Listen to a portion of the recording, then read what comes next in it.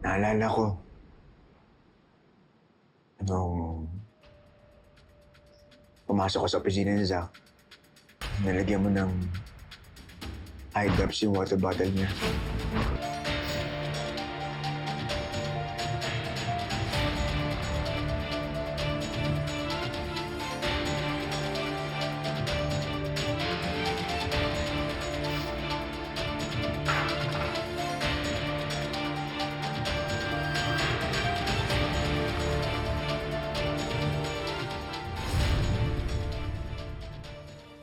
Inisip ko na eye drops lang yun eh. Ano ba magagawa ng eye drops kapag nainom ng tao? Lason siya pa.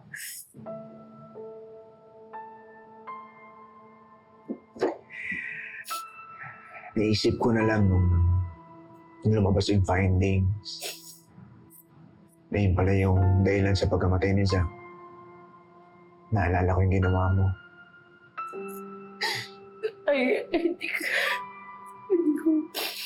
Hindi ko maalala. Wala akong maalala. Hindi ako maalala.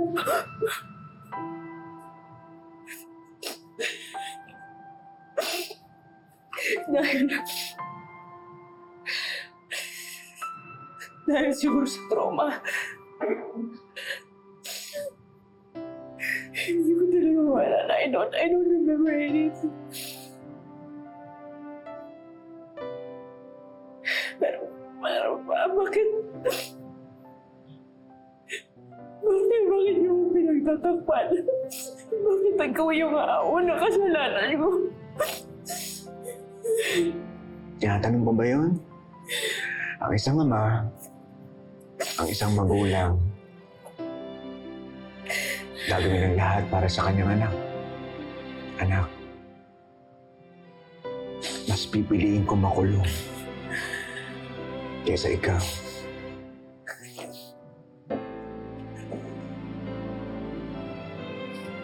Bata ka pa. I live my life. Siguro, ito yung punishment sa pag-abandon ko sa inyo ng mami mo.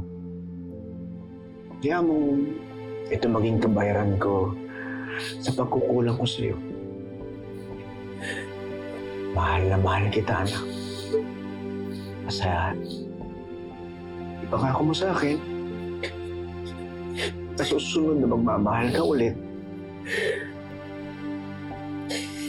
Titignan mo nilalaman ng puso. Siguro din mabuting tao.